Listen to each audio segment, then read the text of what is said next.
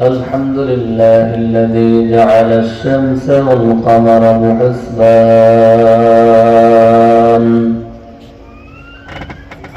والنجم والشجر يسجدان وفضل زمانا على زمان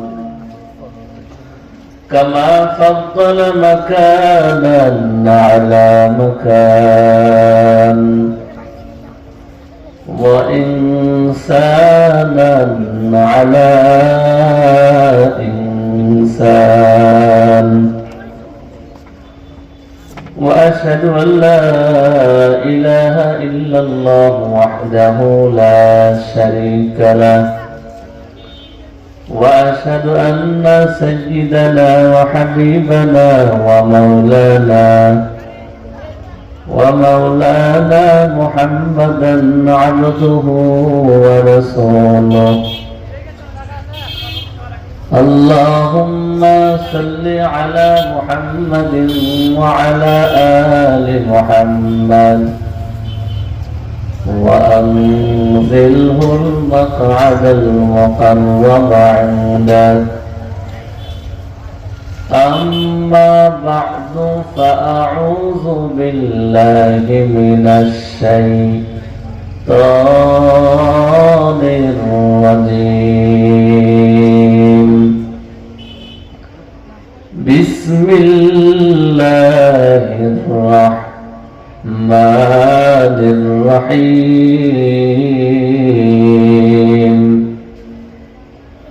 الرحمن علم القرآن خلق الإنسان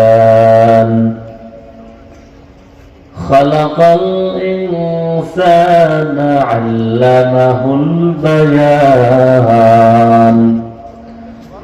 صدق الله مولانا العظيم وقال النبي صلى الله عليه وسلم خيركم من تعلم القرآن وعلمه أو كما قال النبي عليه الصلاة والسلام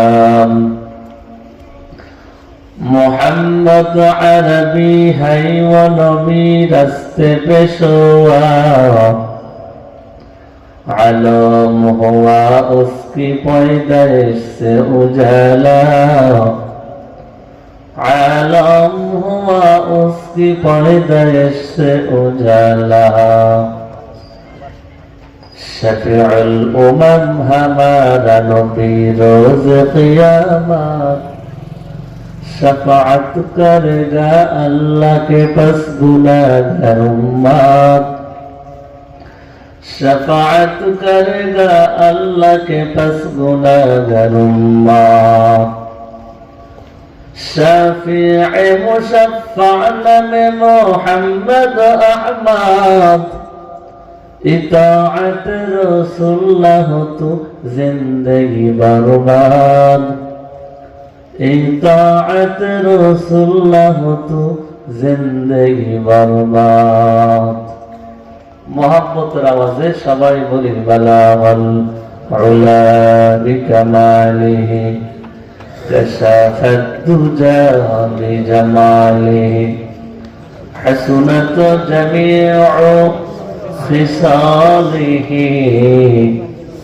सल्लु अलैहि वआलिह तौहीद की अमानत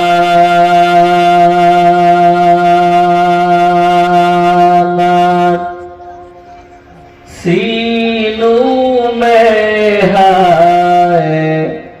हमारा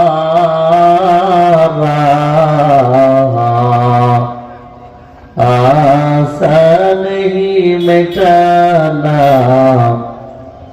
नाम निशान हमारा कलमा ला इलाहा इल्लल्लाह ला इलाहा इल्लल्लाह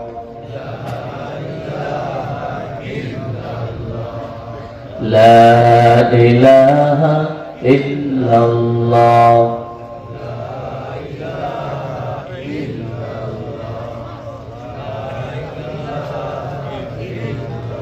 কোটি টাকার মালিক দেখো অভাব হয় না দূর, গরিব ঘুমায় আরাম করে মনটা বাহাদুর। ফেরাউনের লাশটা দেখো মিশর জাদু ঘরে, খায় না মাটি পোকা মাছি সবাই ঘৃণা করে।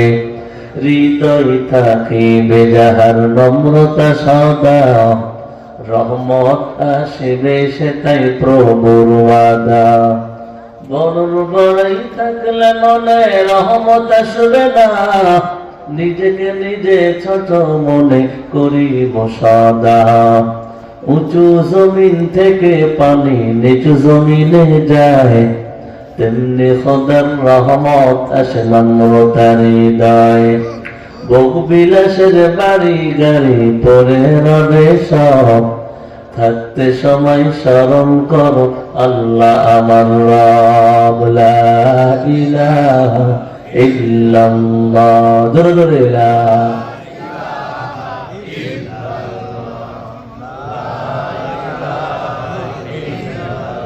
আরো জোরে লা ইলাহা ইল্লাল্লাহ।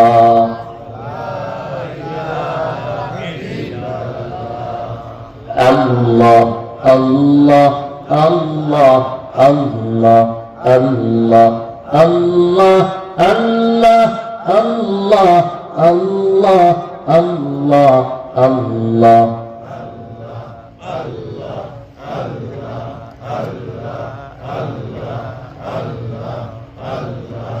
লা ইলাহা ইল্লাল্লাহু মুহাম্মাদুর রাসূলুল্লাহ সাল্লাল্লাহু আলাইহি ওয়া আলিহি ওয়া সাল্লাম। সুবহানাকা লা ইলমা লানা ইল্লা মা 'আল্লামতানা ইন্নাকা আনতাল আলিমুল হাকীম। আলহামদুলিল্লাহ। সিংড়া হাফানিয়া নগর মাঝগ্রাম ও সোনাইডাঙ্গা দারুল উলুম কওমি মাদ্রাসা ও গুরুস্থান উদ্যোগে আয়োজিত অধ্যকার বার্ষিক ইসলামী জলসা সম্মানিত সুযোগ্য সভাপতি হাফেজ মাওলানা ইদ্রিস আলী সাহেব দামাত বারাকাতুহুল আলিয়া, সহ সভাপতি আলহাজ মোহাম্মদ আফসর আলী সরদার ও আলহাজ মোহাম্মদ সেকেন্দার আলী সাহেব, প্রধান অতিথি জনাব মোহাম্মদ আনোয়ার হোসেন আনু, আজকের মাহফিলের বিশেষ অতিথিবৃন্দ, তৃতীয় ও দ্বিতীয় বক্তা মহোদয়, বিভিন্ন মাসাজিদ ও মাদারিস থেকে আগত উলামা ইজম, আলিস তালাবা, মুরব্বিন আওয়াম, সমাবেশী বন্ধুবর্গ, যুবক ভাইরা আমার, পর্দার অন্তরাল অবস্থানরত নদীমাতৃক গ্রাম বাংলা সরলা সহজা মা ও বোনেরা, সকলকে নিয়ে মহান আল্লাহ তাআলার দরবারে প্রশংসা জ্ঞাপন করছি, যিনি আমাদের সকলকে দুনিয়ার সমস্ত ঝামেলা থেকে পারেক করে ইহকালীন জীবনের শান্তি ও পরকালীন জীবনের মুক্তি কামনায় দাস বাবার দাস সন্তানকে একই জায়গায় ঝুলেমেলে বসে আপন হয়ে পবিত্র কোরআন ও সুন্নাহর আলোচনা করা ও শোনার মতো তৌফিক দান করলেন। সে মহিয়ান গরিয়ান আল্লাহ তাআলার দরবারে প্রশংসা জ্ঞাপন হচ্ছে। আল্লাহ পাকের দেয়া জবান ব্যবহার করে, আল্লাহ পাকের দেয়া শক্তি প্রয়োগ করে, ঈমানের আওয়াজ উঁচু করে সকলে কালেমাতে শুকর আদায় করি, বলি আলহামদুলিল্লাহ। অসংখ্য দরুদ ও সালাম বিশ্ব মানবতার মুক্তির দিশারি, যিনি সর্বকালের সর্বযুগের যুগ শ্রেষ্ঠ বিশ্ব মহামানব, বিশ্ব মানবতার মুক্তির সনদ, সাইয়্যিদুল মুরসালিন, শফিউল মুজনিবিন, রাহমাতুল লিল আলামিন, খাতামুন নাবিয়্যিন, সাইয়্যিদুস সাকালাইন, ইমামুল মুরসালিন, যিনি শফিয়ে আযম, রাসূল আকরাম, রহমতুল আলম, নবিয়ুল আরব ওয়াল আজম, হাবিবে কিবরিয়া, আশরাফুল আম্বিয়া, সাইয়্যিদুল আম্বিয়া, যিনি শফিয়ে মাহশর, সাকিয়ে কাউসার, আকায়ে নামদার, মদিনা কা তাজেদার, যিনি আফতাবে নবুওয়াত, ফখরুল মাওজুদাত, সাইয়্যিদুল মাখলুকাত, হযরত মুহাম্মাদুর রাসূলুল্লাহ জোরাজে সাল্লাল্লাহু আলাইহি ওয়াসাল্লামের উপর। ভাইরা আমার, পবিত্র কালামে পাকের সূরা আর-রহমানের প্রথম 4টি আয়াতে কারিমা তেলাওয়াত করেছি। বিশ্ব নবী, শ্রেষ্ঠ নবীর অমীয় বাণী সমূহ আহাদিস শরীফের ভান্ডার থেকে গুরুত্বপূর্ণ ছোট্ট একটি হাদিসে পাক পাঠ করেছি। তেলাওয়াতকৃত আয়াত সমূহ এবং পঠিত হাদিস শরীফের আলোকে মুসলমান হিসেবে, মুসলিম জীবনের, মুসলিম সমাজের, মুসলিম পরিবারের বাস্তবমুখী, আমলি, দরকারি ও উপকারমূলক কিছু কথা বলার চেষ্টা করব। ওয়া তাওফীকি ইল্লা বিল্লাহ। আপনারা সবাই কেমন আছেন? সুখে দুঃখে, রাত্রে দিনে, আর্থিক সংকটে, সচ্ছলতায় সব সময় প্রশংসার মালিক একমাত্র কে? আল্লাহর নাম জবানে উচ্চারণ করলে লাভ হবে না লস হবে? ছোট লাভ না বড় লাভ? আপনাদের এই হাঁপানিয়া নগর মাঝগ্রাম সোনাইডাঙ্গা এই এরিয়ার মানুষ যদি একটি দোতলা বিল্ডিং বানাইতে চায়, টাকা লাগবে যেমন 50-60 লক্ষ, সময়ও লাগবে 2-4-6 মাস। ঠিক না বেঠিক? আমি আর আপনি যদি জান্নাতের মধ্যে বাড়ি বানাইতে চাই, একটি বিল্ডিং বানাইতে চাই, 50 লক্ষ টাকা লাগবে না, 50,000 টাকা লাগবে না, 50 টাকাও লাগবে না, 2-3-4 মাস সময় লাগবে না, 2 দিন, 1 দিন, 1 ঘন্টা, 1 মিনিটও লাগে না। ইমানদার বান্দা জিহ্বাটা ঘুরাইয়া আল্লাহ শব্দ বলতে না বলতেই জান্নাতে একটি বাড়ি তৈরি হয়ে যায়। এবার বলেন, আল্লাহ পাকের নাম নিলে লাভ হবে না লস হবে? জোরাজে সবাই বলেন, হেদায়েত দেওয়ার মালিক কে? হেদায়েতের মানুষে আমলের নিয়তে আমি আপনি যদি এসে থাকি, বসে থাকি, বিশ্ব নবীজি বলেছেন, মাজলিস ফিকহিন খায়রুম মিন ইবাদাতি 60 সানা। অন্যান্য নবীর উম্মতেরা 60 বৎসর ইবাদত করে যে নেকি পাইতো, আমরা যদি আল্লাহকে রাজি করার জন্য কোরআন সুন্নাহ শুনে বুঝে আমল করব এই নিয়তে মাহফিলে বা যে কোনো একটা দ্বীনি মজলিসে যোগদান করি, 60 বছর ইবাদতের চাইতে বেশি নাকি আল্লাহ আমল নামায় জমা করে দেবে। আপনারা খুশি না বেজার? আপনারা যেমন খুশি, এই মুহূর্তে আরশের মালিক, কোরআনের মালিক আল্লাহ খুশি। আল্লাহু আকবার করে কোন। قال النبي صلى الله عليه وسلم لا يقعد قوم يذكرون الله إلا حفتهم الملائكة وغشيتهم الرحمة ونزلت عليهم السكينة وذكرهم الله في من عنده أو كما قال النبي সাল্লাল্লাহু আলাইহি ওয়াসাল্লাম।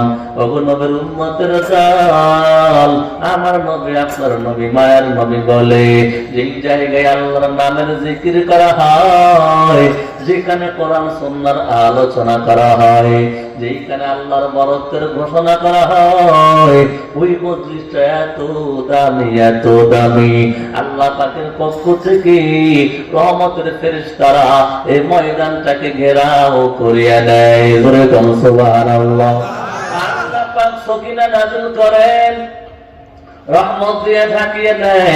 আল্লাহ পাক ফেরেশতাদের সাথে আলোচনা করে, ও ফেরেশতারা তাকায় দেখো, আমার বান্দা, আমার বান্দিগুলো হারামের বিছানাকে হারাম করিয়া, দোকানওয়ালা দোকানদারিত্ব ছাড়িয়া দিয়া ওই ময়দানে বৈশা কোরআন সুন্নাহর আলোচনা করে শুনে, ও আমার ফেরেশতারা জবাব দাও, আমার বান্দারা কেন ময়দানে বসে? ফেরেশতা বলে, আল্লাহ, আপনার বান্দারা জান্নাত কামনা করে, জাহান্নাম ভয় পায়, আপনার বান্দারা গুনাহ খাতা মাফ চায়। আল্লাহ পাক ডাকতে বলে, ও ফেরেশতা শুনিয়া রাখো, যে বান্দা আমি আল্লাহ আল্লাহর জান্নাত না দেখিয়া, আমি আল্লাহর জাহান্নাম না দেখিয়া, আমি আল্লাহ পাককে না দেখিয়া শুধু কোরআন সুন্নাহকে বিশ্বাস কইরা ওই ময়দানে বইসা বয়ান করে আর শুনে আর আমি আল্লাহর কাছে গুনাহ মাফ চাই, তোমরা সাক্ষী থাকো আমি আল্লাহ আমার বান্দা বান্দির জীবনের গুনাহগুলো মাফ করে দিলাম। ও মুসলমানি বান্দার গো, এই মাহফিলে বসলে বান্দার জিন্দেগির গুনাহ মাফ হয় না।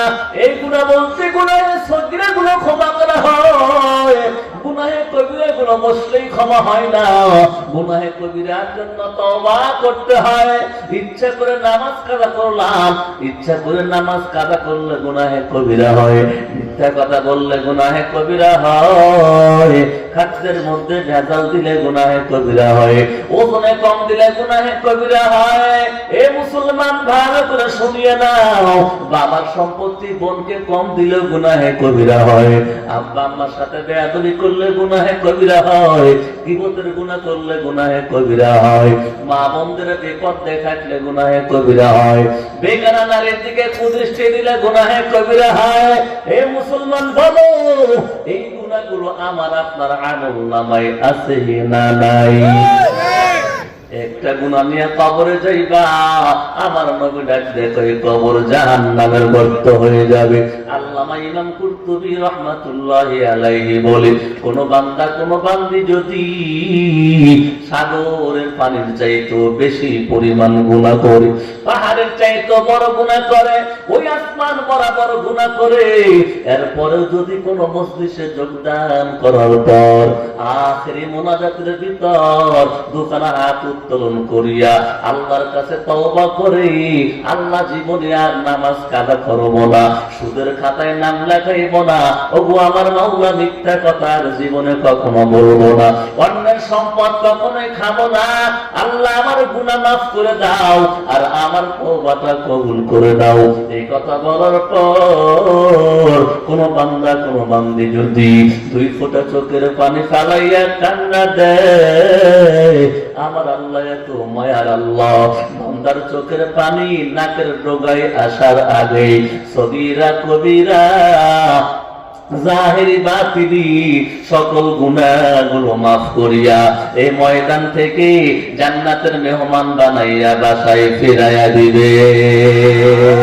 আতিনা ফি দার দুনিয়া না হাসান, আতিনা ফি দার উকবা না হাসান, ইয়া গিয়াসাল মুস্তাগীসিন হাদিনা लंतिखारा बिलउलूम वलगना, हर गोरी में दिल तू तैयार है, जो न मांगे उससे तू बेजार है। শোনেন শোনেন এলাকাবাসী, শোনেন দিয়ে মন, শোনেন শোনেন এলাকাবাসী, শোনেন দিয়ে মন, ভালো লাগলো আপনাদের এই মাহফিল আয়োজন, ভালো লাগলো আপনাদের এই মাদ্রাসা প্রাঙ্গণ। মারামারি বলা যাবে? আজকের মাহফিলের সভাপতি হাফিজ মাওলানা ইদ্রিস আলী ভাই, আরো ছিলেন সভাপতি আফসার আলী তাই, আরো ছিলেন সভাপতি হাজি সেকেন্ড আলী ভাই, আরো আছেন এলাকা সব দিন দরদি ভাই। সবাই মিলে আল্লাহ পাকের জান্নাত যাইতে চাই, সবাই মিলে নবীর সাথে জান্নাত যাইতে চাই, ঠিক না ভাই? আজকের মাহফিলের প্রধান অতিথি জনাব আনোয়ার হোসেন ভাই, আরো ছিলেন বিশেষ অতিথি খলিলুর রহমান তাই, আরো আছি আমি আদম, দেখছেন গো সবাই, সবাই মিলে নবীর সাথে জান্নাত যাইতে চাই, সবাই মিলে আল্লাহ পাকের জান্নাত যাইতে চাই। কারা কারা জান্নাতে যাব হাতে লাগা দেন সবাই, দিন ইসলামের পথে থাকবো, নারায়ে তাকবীর বলেন সবাই, লিল্লাহি তাকবীর। আলেম ওলামা যেখানে, কোরআন সুন্নাহ যেখানে, আজকের মাহফিল চলবে, আজকের মাহফিল কতক্ষণ চলবে? আলহামদুলিল্লাহ, সারা রাত মাহফিল চলবে এই কথা যদিও বলেছি, আমরা কেউ থাকতে রাজি না। কথা ঠিক না ঠিক? শোনেন, আমরা এমন উম্মত, আমরা করি কম পাই বেশি। সুবহানাল্লাহ জোরে বলুন। যেমন আজকের ফজরের নামাজ কেউ কেউ পড়ে নাই, কেউ পড়েছেন নিজের ঘরে, কেউ পড়েছেন কপাল ভালো আল্লাহর ঘর মসজিদে। কথা ঠিক না ঠিক? তিন শ্রেণীর মানুষ এখানে আছেন। ফজর পড়েছেন নিজের ঘরে, ফজর পড়েছেন আল্লাহর ঘরে, আর এক কপাল পড়া বান্দা ফজর পড়েই নাই। ঠিক নেই? প্রথম দুই রকমের যারা ঘরে এবং মসজিদে পড়েছেন এরা মূলত মানুষ, আর যারা পড়েন নাই এরা যদিও মানুষ, প্রকৃত পক্ষে এরা জানোয়ার। কথা পায় না? এটা আমার কথা না, আল্লাহর কোরআনের কথা। সেই কথাই আজকে বলবো। আমি আজকে আলোচনা করব মানুষ ও অমানুষ কারা, মানুষ কারা, অমানুষ কারা, প্রকৃত মানুষ কারা, আর আকৃতি মানুষ কারা, গুণগত মানুষ কারা, জন্মগত মানুষ কারা, জান্নাতি মানুষ কারা, জাহান্নামী কারা, এই আলোচনা করবো ইনশাআল্লাহ। আমি কোরআন দিয়ে আলোচনা করব। ভাইরা আমার, ফজর যে ব্যক্তি পড়লো না ওর সম্পর্কে আমাদের কোনো কথা নাই, যত কথা আছে পরে হবে। কথা ঠিক না ঠিক? যারা ঘরে পড়েছেন এবং মসজিদে পড়েছেন, ঘরে যারা পড়েছেন এদের মধ্যে ধরেন 1 2 3 4 5 6 27 জন মানুষ ঘরে নামাজ পড়েছেন ফজর, একজন মানুষ পড়েছেন মসজিদে। ওই 27 জন যেই পরিমাণ সওয়াব পাইছে, একজন মসজিদে পড়ে একাই সেই সওয়াব পাইছে।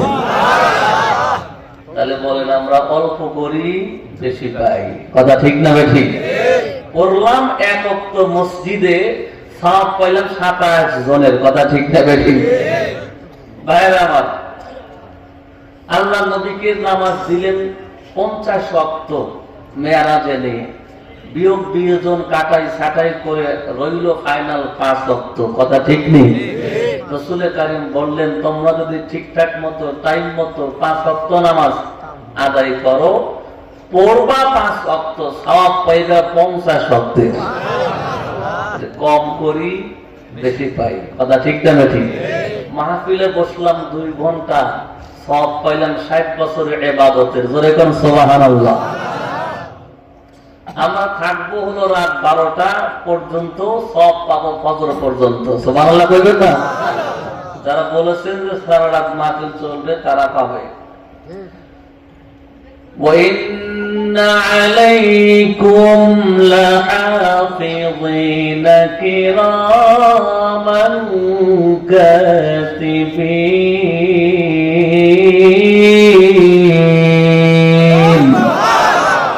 কিরামান কাতিবিন সম্পর্কে ধারণা সবারই আছে, আছে না নাই? এই কিরামান কাতিবিন ফেরেশতা জীবনে গুনাহ করে না, আল্লাহর অবাধ্যাচরণ করে না, যাকে যেই দায়িত্ব দিয়েছেন সে সেই দায়িত্ব 100% পুরো করে। আমি আপনি যা করি আর বলি তা লেখার জন্য কিছু ফেরেশতা আছে, তাদের কোরআনের ভাষায় বলা হয় কিরামান কাতিব। যিনি বলেছেন সারা রাত মাহফিল চলবে, তার নামটা লিখে ফেলাইছে না? এখনো লেখে নাই? লিখছে তো, দেরি হয় না। লিখছে অমকের ছেলে অমক মাহফিল শুনতে চায় সারা রাত। ঠিক না ঠিক?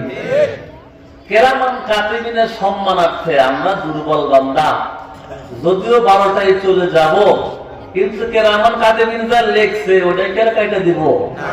কথা কেন ওটাই কেন কাইটা দিব? কিরামান কাতিবিনের লেখার ওসিলায় পুরা রাত আসমানের সওয়াব আল্লাহ আল্লাহ দিয়ে দিবে। এই জন্য দিনই বৈঠকে বসে সৎ সাহস, সৎ নিয়ত করা দরকার। ঠিক না ঠিক? এবার আসেন আমি আলোচনায় প্রবেশ করব। এর আগে কয়েকটা কথা বলে দেখি, ভাঙা ভাঙা। আজ থেকে 15 বছর আগে যখন মোটরসাইকেল নামে টিভিএস লেখা, অ্যাডে লেখা ছিল অল্প তেলে বেশি চলে, একটা ঘোড়ার ছবি ছিল, দৌড় দিছে। দেখছেন আপনারা? তার মানে তেল অল্প খাবে, ঘোড়ার সাথে জোরে যাবে। এটা যখন প্রথম প্রথম নামলো, বেগুন বেচে, জমি বেচে, গরু বেচে অনেকেই এই হুন্ডা কিনলো। এক ভাই কিনলে আর এক ভাই পাল্লা দিয়ে আর একটা কেনে। কিছুদিন পর আসলো ডিসকভারি, তখন আর টিভিএস মিবিএস কেউ কেনে না, ডিসকভারি কেনার পাল্লা প্রতিযোগিতা। ডিসকভারির পরে আসলো পালচার, ডিসকভারি বাতিল, এরপরে পালচার কেনার প্রতিযোগিতা। কথা ঠিক নেবে? পালচার যার নিচে আছে সেই ব্যক্তি এলাকার মধ্যে বড় ধনী, এটা তো মানুষ বুঝতো। পালচারের পরে আবার বর্তমানে একটা হুন্ডা নামছে, যা হুন্ডার পাশা নাই। কি করা আপনারা? রিক্সা। এটা সামনে যদি স্বামী ওঠে, পিছনে যদি বউ বসে, মনে হয় ওর বউ স্বামীর কান্দের উপর উঠে বসে আছে। কথা ঠিক না? এরকম একটা হুন্ডা আছে না? আর এই হুন্ডাই বেশি অ্যাক্সিডেন্ট করে। তিন বন্ধু কাজ করে না, বাবাই থাকে বিদেশে, বায়না ধরছে মোটরসাইকেল দিতে হবে। কোন চা পাই? ওইটা যেটার পাশা নাই, উষা। তো তিন বন্ধু যুক্তি করছে, ওই সিংড়া কলেজ কখন ছুটি দেবো, ওই সময় টার্নিং পয়েন্টে যায় হুন্ডা টাইম মেয়ের লাইক করে।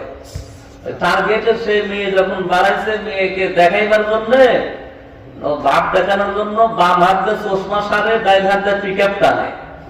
বেখেয়ালে এমন পিক আপ টানছে যে গাছের সাথে লাগে মগা হনি মরে গেছে। কথা কোন এরকম হয় কি হয় না? এই হোন্ডার কেনাও বর্তমান প্রতিযোগিতা চলে না, বর্তমান প্রতিযোগিতা চলতেছে কার বাড়ি কত সুন্দর। কথা ঠিক না? ঠিক। কোন ইবাদত না, কোন দিনের কোন কাজ না, কার বাড়ি থেকে কার বাড়ি সুন্দর এই প্রতিযোগিতা চলছে। কার বাড়ির গেট কত সুন্দর করে লাগাইছে। 40 বছর চাকরি করে টাকা রিটার্ন প্রাপ্ত 80 লাখ, এই সম্পূর্ণ টাকা দিয়ে বাড়ি করতে মগায় হজের টাকাও ঘুরে হারাইছে। এরকম হয় কি হয় না? সুন্দর বাড়ি করলো, বিদেশি টাইলস, বিদেশি কম্বল, মানসম্মত খাট পালং, এসিও লাগাইছে, সেখানে গরম ঠান্ডা পানির অ্যাটাচ বাথরুমও করছে। কথা ঠিক না বেঠিক? ঘরের মধ্যে ঢুকলে মনে হয় এটা ঢাকার গুলশান হোটেল, এটা কোনো বাড়ি না। কথা ঠিক কিনা? আমি প্রশ্ন করবো, যেটা এত কথা বলার পরে, এই যে 40 বছর খাটাখাটনি করার পরে 80 লক্ষ টাকা ব্যয় করে যে বাড়িটা করলো, যে ঘরটা সাজাইলো, যে ফুল বিছানা সাজাইলো, এই বিছানার মধ্যে মাত্র 3টা দিন আরাম করে ঘুমাবে, এই 3 দিনে মরণ হবে না, এমন কি গ্যারান্টি কোন বাপের বেটার আছে? আরো জোরে গ্যারান্টি নাই। কিন্তু এমন একটা ঘর সবার সামনে আছে, আকাশের তারকা মিঠি মিঠি আলো দেবে, চন্দ্র আলো দেবে, সূর্য আলো দেবে, বাতাস বহমান থাকবে, পানি চলমান থাকবে, ফুলের সুবাস গুলো আমাদের নাকে আসতে থাকবে, পাখির কণ্ঠের কিচিরমিচির আওয়াজ শুনতেই থাকবো। হঠাৎ একদিন মাইকের মধ্যে এলান হবে, হাঁপানিয়া নিবাসী অমকের ছেলে অমক গতকাল রাত 3 ঘটিকায় ইন্তেকাল ফরমায়েছেন, ইন্না লিল্লাহি ওয়া ইন্না ইলাইহি রাজিউন। এই সময়টা সবার সামনে আছে না নাই? আছে। ওই দিন যে একটা ঘরে যাওয়া লাগবে, কবর। এই কবরে 3 দিন ঘুমাবেন নাকি অনেক বছর? লক্ষ লক্ষ বছর রাত দিন এই কবরে ঘুমাইতে হবে, অথচ কবরটা সাজায় না।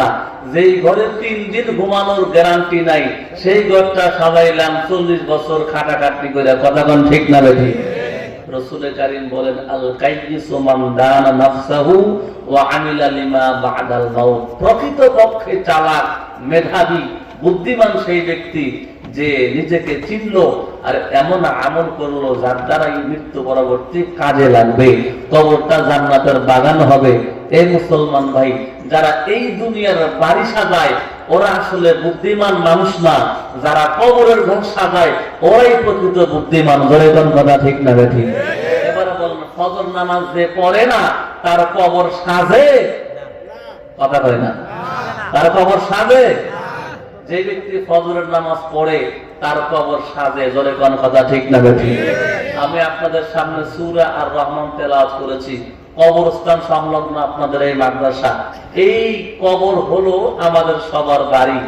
এই ঘরটা যেন আলোকিত হয়, এই ঘরটা যেন সুসজ্জিত হয়, আরামদায়ক হয়। এই জন্যই এই মাদ্রাসা আপনারা করেছেন। বলে কোন কথা ঠিক না বেঠি? এই মাদ্রাসার মাধ্যমে এলাকার মধ্যে দ্বীনের আলো ছড়বে, নিজেরাও আমল করব, অন্যরাও সুযোগ পাবে। ফলশ্রুতিতে আমার আপনার কবর জান্নাতের বাগান হবে ইনশাআল্লাহ। আমি তেলাওয়াত করলাম সূরার রহমান, সূরাতুল বাকারা। গাভীর নামে একটা সূরা আছে, নাম তার সূরাতুল বাকারা। হাতির নামে সূরা সূরাতুল ফিল আল্লাহ নাযিল করলেন। পিপিলিকার নামে আল্লাহ পাক একটা সূরা নাযিল করলেন, সূরাতুন নামল। মাকড়সার নামে একটা সূরা নাযিল করলেন, সূরাতুল আনকাবুত। মহিলাদের নামে সূরা আছে, সূরাতুন নিসা। ও মুসলমান, আল্লাহর গোলাম নবীর নামে সূরা, সূরা মুহাম্মদ। আল্লাহ পাকের নামে একটা সূরা, ওই সূরার নাম সূরাতুল আর রহমান। কথা ঠিক না ঠিক? বলেন আর রহমান কার নাম? একজন মানুষের একটা নাম থাকে জাতিগত নাম, একটা নাম থাকে এনআইডি কার্ডে নাম। মনে করেন নাম তার আবু বকর, কিন্তু এই আবু বকর যখন হেফজখানায় পড়ে, হাফেজ কোরআন হওয়ার পর লোকেরা তাকে হাফেজ সাহেব বইলাও ডাকে। ঠিক না ঠিক? আবু বকর হলো জাতিগত নাম, হাফেজ হলো গুণগত নাম। আমরা আল্লাহ পাকের জাতিগত নাম আল্লাহ, আল্লাহ পাকের গুণগত নাম 100টার অধিক। এর মধ্যে প্রধান গুণগত নাম হলো রহমান। রহমান মানে অতি দয়ালু। এবার আপনারা বলেন রহমান তাহলে কার নাম? জাতিগত নাম না গুণবাচক নাম? আল্লাহ নবী দুনিয়াতে আসলেন, দুনিয়াতে আসার পরে পয়গম্বর 40 বছর বয়সে নবুয়তি প্রকাশ পাইল নবীজির উপরে। আল্লাহ কোরআন কারীম নাযিল করলেন। আবার নবী তাওহীদের দাওয়াত দারে দারে পৌঁছায়া দেয়, ঈমানের দাওয়াত দারে দারে পৌঁছাইয়া দেয়, আল্লাহ পাকের পরিচয় দেয়। বিভিন্ন ভাবে তাওহীদের উপরে আয়াতে কারিমা নাযিল করা হয়। আল্লাহ রাব্বুল আলামিনের গুণবাচক নাম হলো রহমান। এই রহমান নাম যখন কাফেরগণ শুনলো, মক্কার কাফেররা প্রশ্ন করে বসলো, মুহাম্মদ আল্লাহর পরিচয় তো তুমি দিলা, এবার আমাদের রহমানের পরিচয় দাও। এই প্রশ্নের প্রেক্ষাপটে আমার আল্লাহ সূরা নাযিল করিয়া রহমান এর পরিচয় দেয়। আর রহমান আল্লামাল কুরআন খালাকাল ইনসান। রহমান হলেন উনি কোরআন শিক্ষা দিয়া মানুষ বানাইলেন যিনি। আল্লাহু আকবার বলে কোন কোরআনে জিন্দা এ কালামে জিন এ কোরআনে জিন্দা কোরআন কারীম আল্লাহ তাআলা এখানে শিক্ষা দিলেন, বললেন রহমান হলেন উনি কোরআন শিক্ষা দিয়া মানুষ বানাইলেন যিনি। এবার আমি আপনাদের প্রশ্ন করব, আগে কোরআন শিক্ষা করি না আগে জন্মগ্রহণ করি? বুঝে থাকলে বলেন, আগে জন্ম না আগে শিক্ষা? সবাই না, তার মানে ভয় পাইতেছে যে হুজুরের কোনটা কইমু কোনটা ঠিক হবে। আগে আমরা জন্ম নেই না আগে শিক্ষা নেই? আগে জন্মগ্রহণ করা হয়, আগে শিক্ষা নেওয়া হয় পরে। অথচ আমার আল্লাহ বললেন রহমান হলেন উনি কোরআন শিক্ষা দিয়া মানুষ বানাইলেন যিনি। আগে কোরআন শিক্ষার কথা বলে, পরে মানুষ বানাইবার কথা বলে। ওরে মুসলমান ইমানদার, এই জায়গাতে আমার আল্লাহ মানুষকে দুই ভাগে ভাগ করলেন। একটা হলো গুণগত মানুষ, আর একজন হলো জন্মগত মানুষ। বলে কোন ঠিক না ঠিক? মানুষের ঘরে জন্ম নেয়, এই জন্য তার মানুষ বলা হয়। গাভীর গর্ভে জন্ম নিলে গরু হয়, ছাগলের গর্ভে জন্ম নিলে ছাগল হয়, পাখির গর্ভে জন্ম নিলে পাখি হয়, মানুষের গর্ভে জন্ম নিলে মানুষ হয়। জন্মগত মানুষ আর একটা হলো জন্মগত মানুষটা গুণগত মানুষ হয়। গুণগত মানুষ কারা? জন্মগত মানুষ কারা? যাদের মধ্যে মনুষ্যত্ব আছে ওরা হলো গুণগত মানুষ, যাদের মধ্যে মনুষ্যত্ব নাই ওরা হলো জন্মগত মানুষ।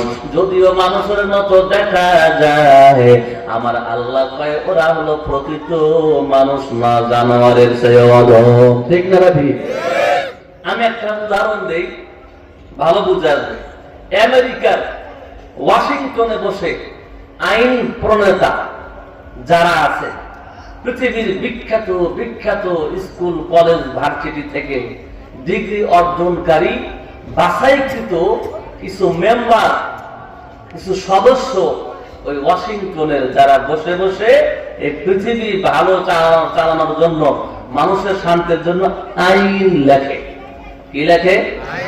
আইন লেখে, আইন বানায়। জোরে বলেন, আইন বানাইবার অধিকার একমাত্র কার?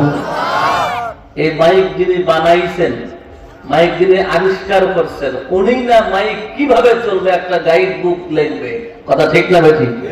কারণ যিনি মাইক আবিষ্কার করছেন উনি ভালো বুঝেন মাইকের কোন জায়গায় কি সেটিং ফেটিং করতে হবে।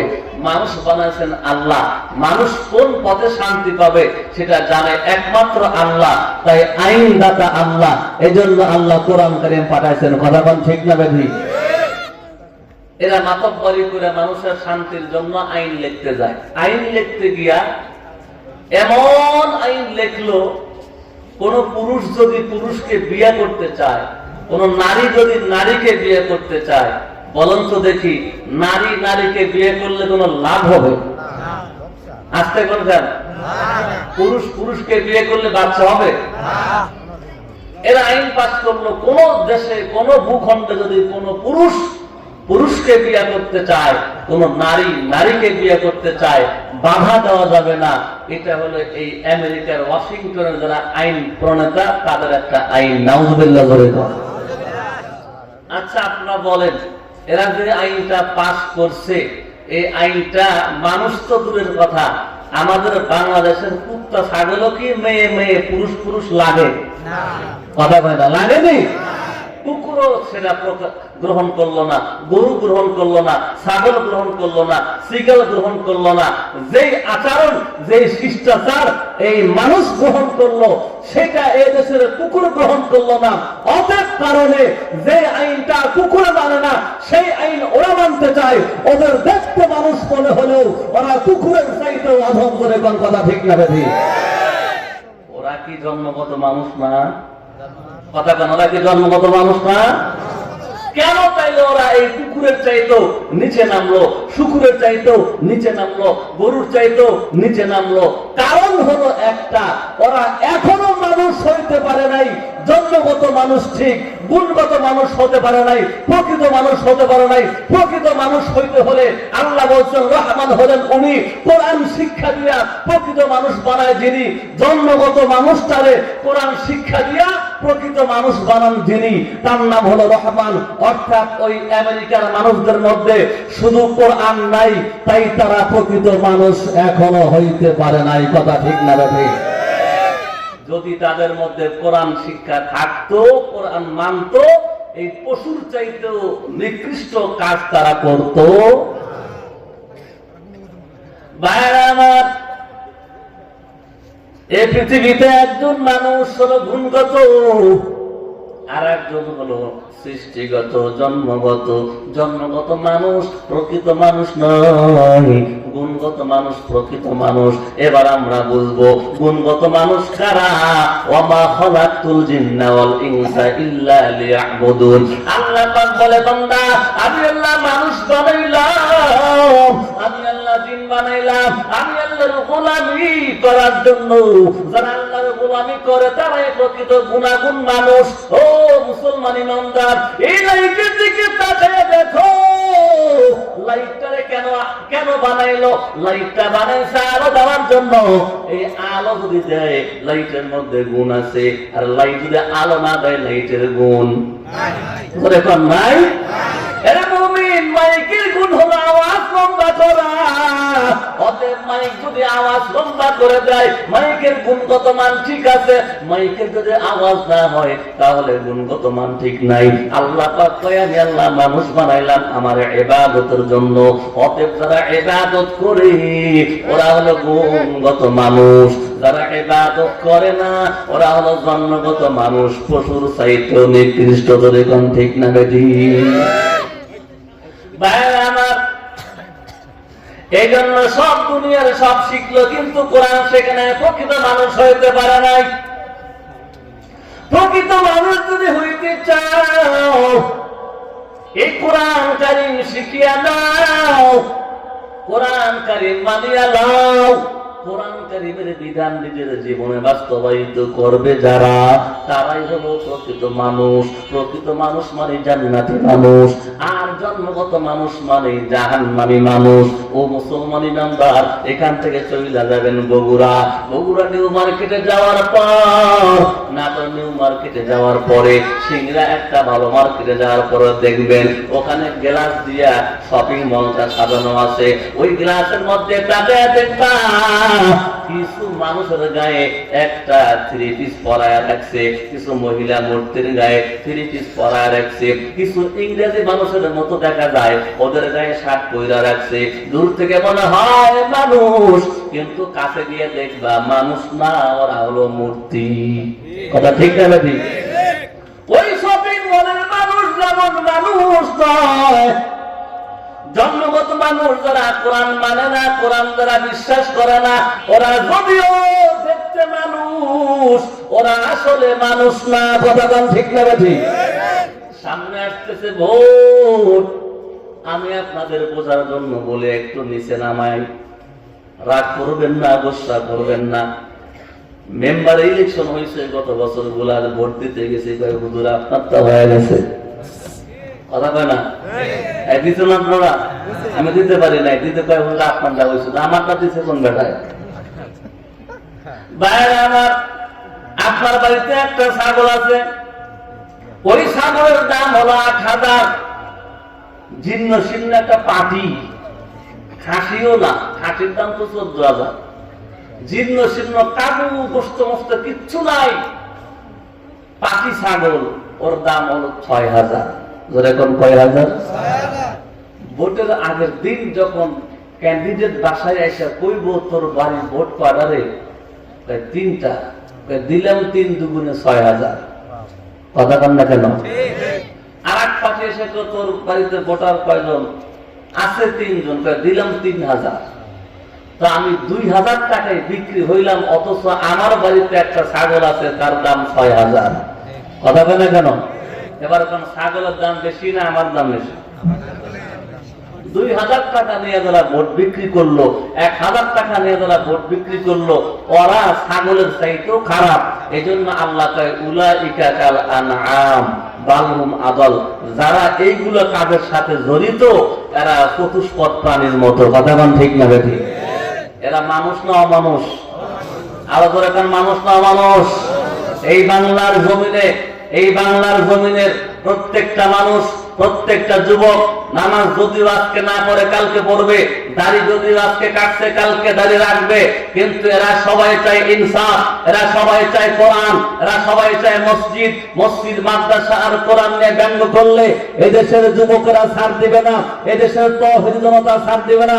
এই জন্য আমরা বলতে চাই, এদেশ গণতান্ত্রিক পদ্ধতিতে চলে। গণতন্ত্র মানে যেই দিকে মানুষের সমর্থন বেশি সেটাই বিল পাস হবে। এদেশে মুসলমানদের সংখ্যা বেশি, তাই এদেশে বিল হইতে চাই। এদেশ চলবে কোরআনের আইন দিয়ে, এদেশ চলবে আল্লাহর বিধান দিয়ে। কে কে একমত আছেন হাত তুলে আল্লাহকে দেখায় দেন। আমার এই কোরআন কারীম যতদিন আমাদের জীবনে বাস্তবায়িত না হবে, চোর কমবে না। কথা বল না কেন? আচ্ছা বলেন, কোরআনের অনুযায়ী যদি দেশ চলে তাইলে কত মাইল পাস হবে? নামাজ পড়তে হবে। এখন যারা নামাজ পড়ে না ওরা যাইব কই? যত নেতা নেত্রী আছে একটাও তো নামাজ পড়ে না। এই জন্যই মূলত কোরআন চায় না। কথা গান ঠিক না বেঠিক? এই জন্যই বলে হুজুর রাজনীতি করেন না। রাজনীতি করব কেন? আমি কি মেম্বারে দাঁড়াই করি? আমি কেমপি দাঁড়াই, রাজনীতি করি না। কিন্তু এটা বলতে হয়, মুসলমান কোরআন ছাড়া বাঁচতে পারে না। কবরে, হাসরে, মিজানে, জান্নাতে যাইতো কোরআনকে লাগবে। যে কোরআন ছাড়া জান্নাত যাওয়া যাবে না, ওই কোরআন ছাড়া সংসার চলতে পারে না। কথা বল ঠিক না বেঠিক?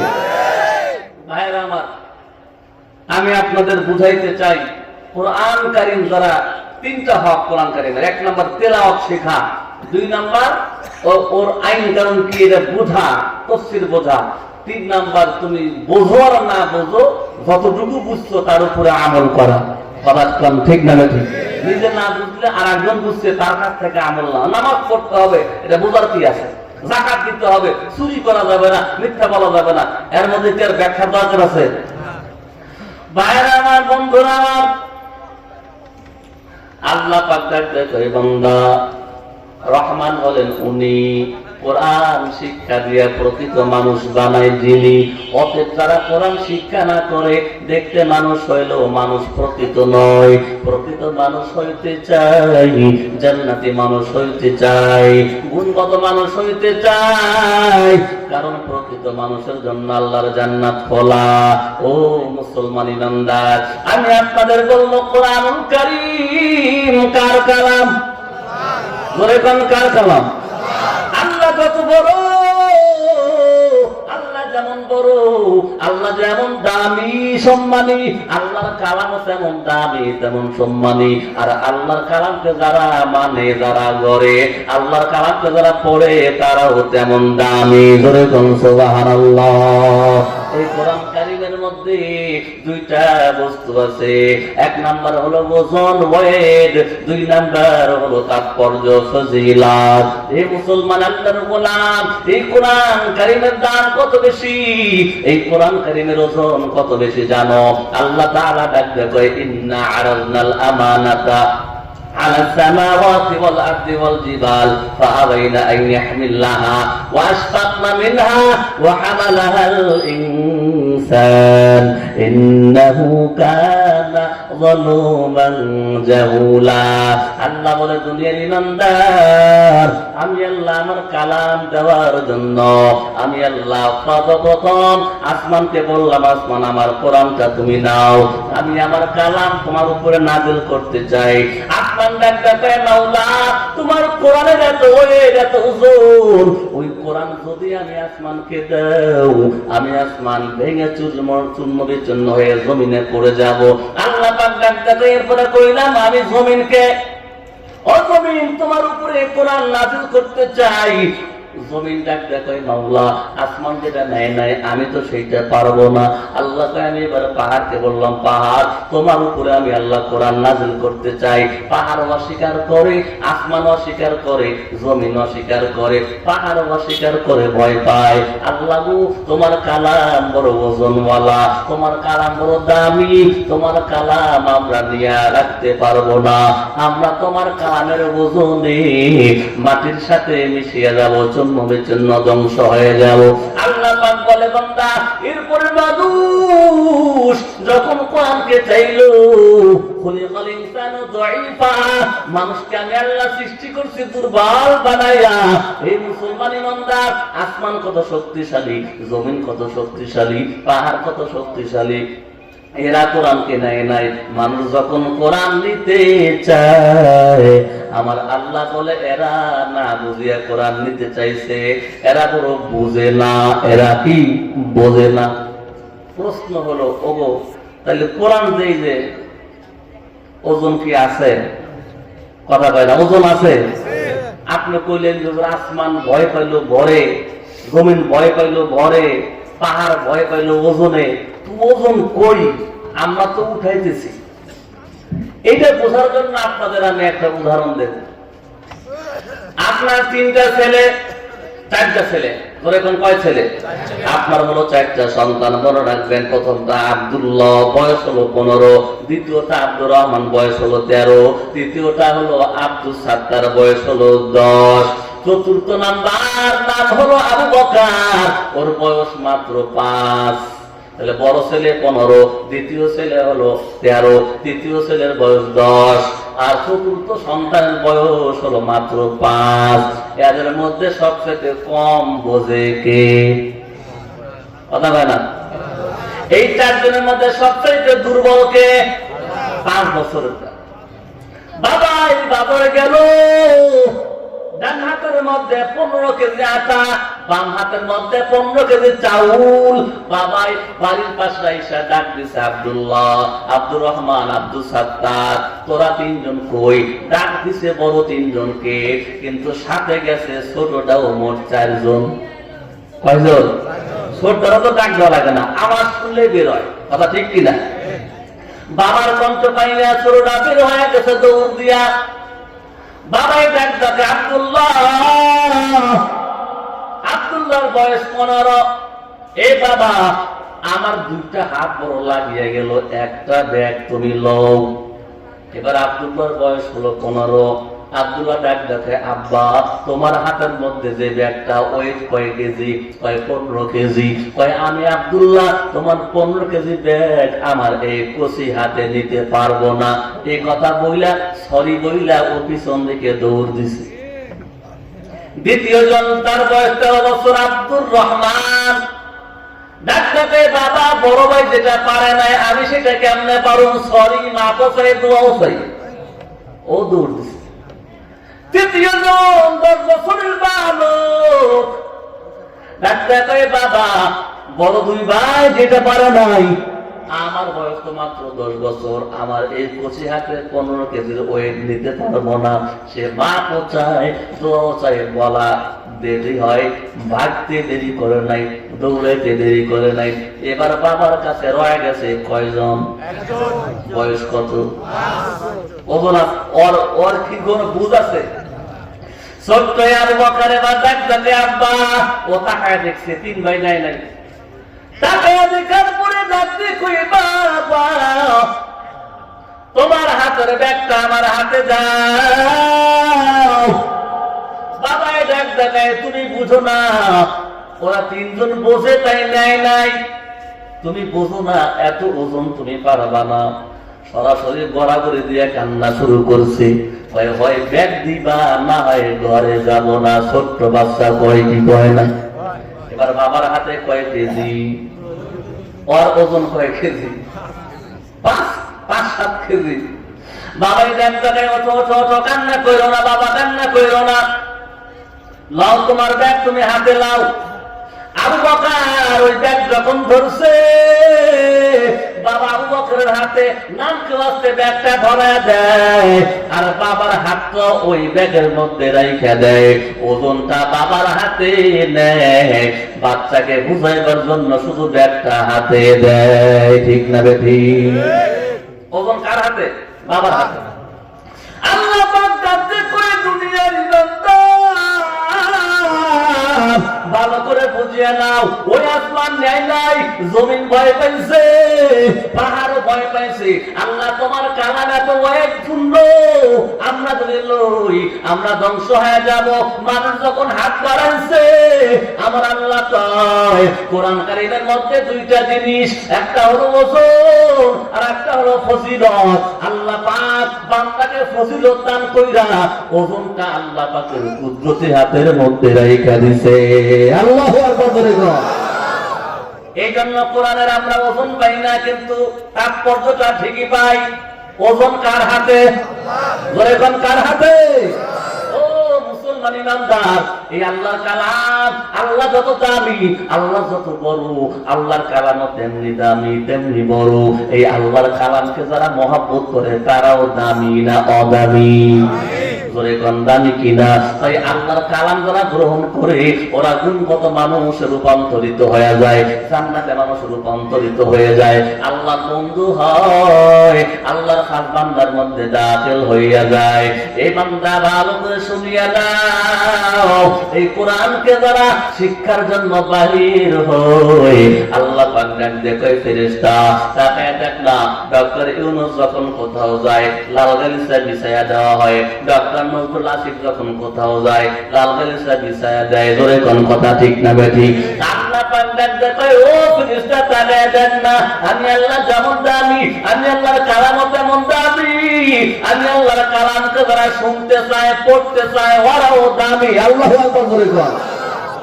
অতএব আমার নবীর মাধ্যমে বলিয়া দেয়, ইন্নাল মালাইকাতা লা তাযু আজনিহাতাহা রিদাল লিতালিবিল ইলমি। এই কোরআন পড়ার জন্য, কোরআন শোনার জন্য যারা কোথাও রওনা হয়, আল্লাহ তাআলা কোরআনের মেহমানদের সম্মান দেওয়ার জন্য নিজেদের নূরের পাখা সবার পায়ের নিচে বিছায়া দেয়। জোরে কোন সুবহানাল্লাহ। এক চেয়ারম্যান সাহেব নোংরখানা খুলছে, ইতিমখানা খুলছে, অনেক ইয়াতিমরা সেখানে খানা খায় ফ্রি। একজন ছোট্ট বালক এতিমখানায় ভর্তি হইল। ভর্তি হওয়ার পরে দেখে মুলা ঘাটি, লাউ ঘাটি, বেগুন ঘাটি, কচু ঘাটি, নাকি কন, ওইগুলা দেখা কান্না করে আর বলে, হায় আমার কপাল কত খারাপ, আমার আব্বা যদি থাকতো আমার এখানে আসতে লাগতো না, আমি এইগুলা খাইতাম না। এই মুসলমান ইমানদার ভালো করে বুঝবা, উদাহরণ দেওয়ার জন্য, বোঝার জন্য উদাহরণটা দিতেছি। এবার বাবুর্চি ডাকটা কয়, বালক তোমার নাম কি? কয় আমার নাম আব্দুল করিম। কেন কান্দো, খানা খাও না? কয় না না, এইগুলো খানা আমি জীবনে খাই নাই, এত মোটা চাউলের ভাত কখনো খাই নাই, এই ঘাটি মাটি কখনো আমি দেখি নাই। কই কি খাইতা? কয় আমি চিকন চাউল খাইতাম, চিকন ভাত, চিকন মাছ, চিকন গোস্ত। বাবুর্চি ব্যাখ্যা শুনতে চাই, চিকন ভাত কারে বলে? কয় চিকন ভাত বুঝো না, পাইছিয়াম চাউলের ভাত। চিকন মাছ মানে কয় যমুনার মাছ, যেটা কাঁচা মাছ করে না। চিকন গোস্ত কয় সেটা হলো দেশি অরিজিনাল মুরগি, দেশি মোরগ। বাবুর্চির মায়া হইল, চেয়ারম্যানকে গিয়ে বলল, চেয়ারম্যান মহোদয় এমন একটা বালক আসছে, চেহারাটা বড় সুন্দর, ধনীর পোলা মনে হয়, সে খাবার খায় না, কান্না করে। চেয়ারম্যান সাহেব কয় তাইলে তারা আমার কাছে ডাকো। ডাকা হলো। চেয়ারম্যান সাহেব প্রশ্ন করলো, তুমি কেন খাও না? কই আমার বাবা ছিল বড় লোক, ধনী মানুষ, আমরা ছিলাম বড় লোক, যোদ্ধার জমিদার, কপাল ভালো, সবাই ইন্তেকাল করছে, আমার কপাল খারাপ, এতিম হইছে, এখানে আমারে ভর্তি করায় দিছে। বলে তুমি কি খাইতা?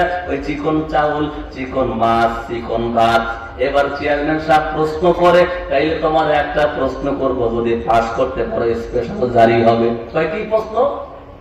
কয় তুমি যেহেতু দেশি মুরগি খাইতা, দেশি গোস্ত খাইতা? কয় জি হ্যাঁ। তাইলে তোমার মা যদি একটা দেশি মোরগ জব করে, কুটে বেঁচে সুন্দর করে রান্না করে তোমার সামনে পরিবেশন করত, সেখানে মাথা আছে, সেখানে রান আছে, সেখানে লেগ পিস আছে, সেখানে কলিজা আছে, গিলা আছে, চামড়া আছে, মাথা আছে, কোনটা তোমার কাছে ভালো লাগতো?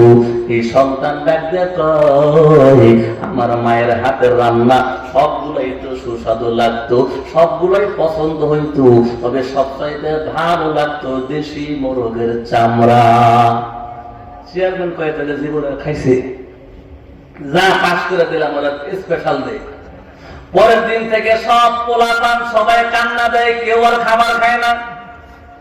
সবাই এক বাক্যে বলতেছে, আমরা কি এটা খাই? আমরা চিকন ভাত, চিকন মাছ, চিকন গোস্ত খাইতাম। বাবুর্চি চেয়ারম্যানকে কয়, খবর তো খারাপ, সবাই তো বলতেছে আমরা জীবনে এইগুলো খাই নাই, অথচ এত কাল করে খাই আসছে।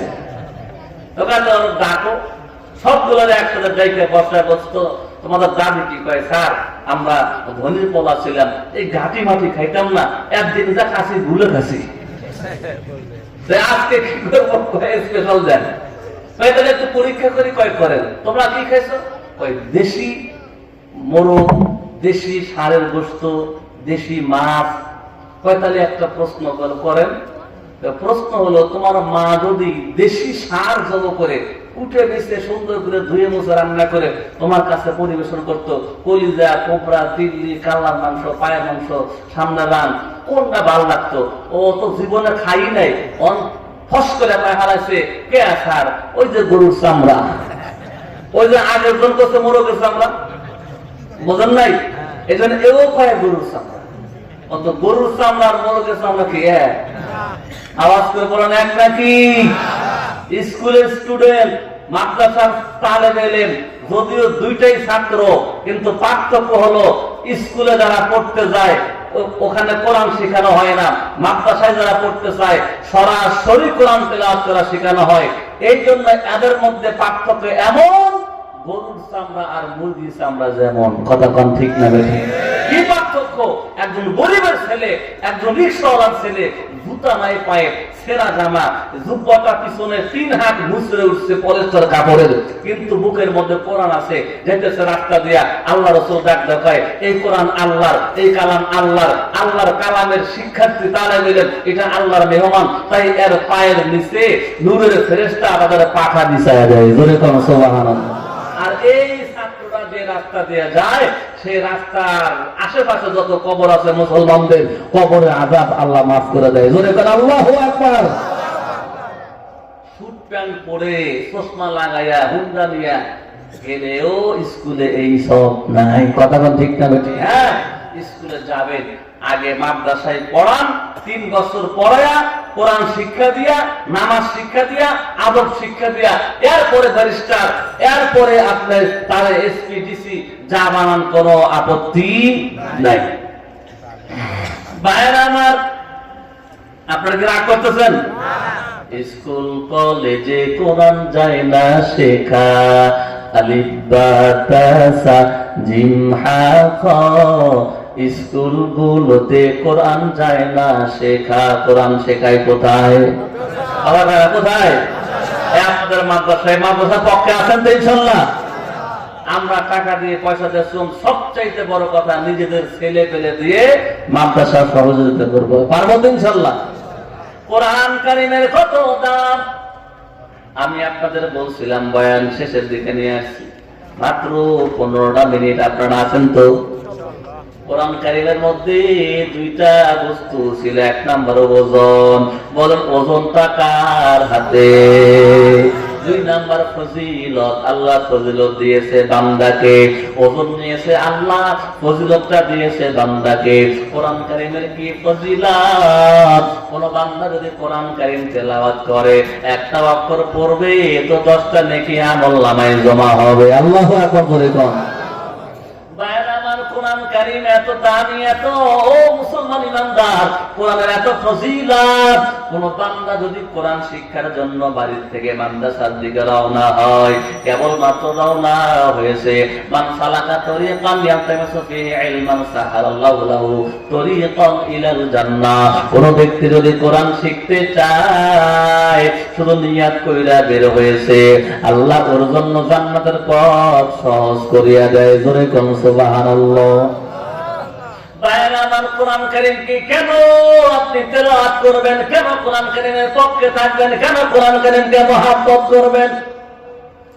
আমি আপনি যেদিন কবরে যাব, ইযা বুজিল মাইয়িতু ফি কবরি জাআল কুরআনু ইনদা রাসিহি। আল্লাহু আকবার বলে কোন আমার নবী ডাকতে কয়, ও বান্দা, যেখানে থাকো, যেভাবে থাকো, 5 তলায় থাকো, গাছতলায় থাকো, ধনী হও, গরিব হও, শিক্ষিত হও, অশিক্ষিত হও, মেম্বার হও, চেয়ারম্যান হও, বক্তা হও, শ্রোতা হও, পীর হও, মুরিদ হও, ইমাম হও, মুসল্লি হও, সবাইকে একদিন 3খানা কাফনের কাপড় পেছাইয়া 4 জন কান্দে কইরা ওই কবরের মধ্যে রাইখা আসবে।